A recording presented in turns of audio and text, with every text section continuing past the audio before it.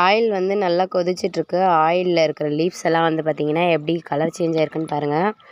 இது வந்து நல்லா வந்துட்டு ஒரு மாதிரி நல்ல இந்த கலரில் சேஞ்ச் ஆகணும். அப்படி சேஞ்ச் ஆனால் மட்டும்தான் ஆயிலில் வந்துட்டு இந்த சாறுலாம் இறங்கும். நம்ம போட்டிருக்க பூ எல்லாமே பாருங்கள் கலர் எப்படி சேஞ்ச் ஆகிருக்குன்னு சொல்லிட்டு.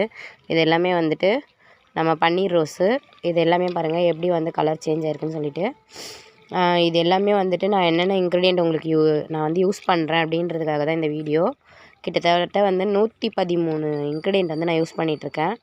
இது எல்லாமே வந்துட்டு எனக்கு நல்ல ரிசல்ட் கொடுத்துட்ருக்கு. என்கிட்ட வந்து நிறைய பேர் ஆயில் எடுத்து வாங்கிட்டு தான் இருக்காங்க. சரி, இப்போ வந்துட்டு நான் ஆயில் மேக் பண்ணுறது எப்படின்றது வந்து யாருமே நிறைய பேர் வந்து கேட்டுகிட்டே இருக்காங்க, நீங்கள் என்னென்ன போடுறீங்க ஆயிலில் அப்படின்ட்டு.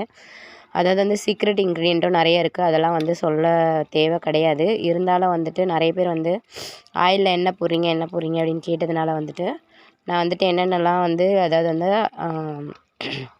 கீரை வகைகள், அதுக்கப்புறம் வந்து இதுவெல்லாம் வந்து என்னென்ன போடுறேன் அப்படின்றதுக்காக தான் உங்களுக்கு வந்து காமிச்சேன்.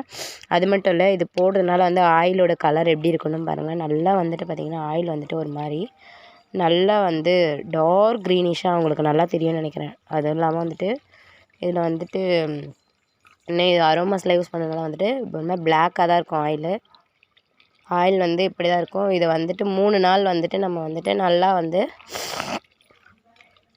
ஊற வச்சு அதுக்கப்புறமா தான் வந்து வடிகட்டுவோம். இப்போ வந்து இதை வந்து நல்லா வந்துட்டு இன்னும் நல்லா வந்துட்டு க்ரே கலராக இது சேஞ்ச் ஆகணும். இன்னும் அந்த லீவ்ஸ் எல்லாம் வந்து இன்னும் சரியாக வேகலை. இந்த லீவ்ஸ் எல்லாம் வந்து நமக்கு வந்து ஒரு மாதிரி கலர் சேஞ்ச் ஆகும். அதுக்கப்புறமா தான் வந்து இதை எடுத்து வச்சோம்னா 3 நாள் வந்து அப்படியே ஊற விட்டுறணும். அதுக்கப்புறமா நல்லா சாறு இறங்கிடும் எண்ணெயில். அதுக்கப்புறமா தான் நம்ம வந்து இதை யூஸ் பண்ணணும்.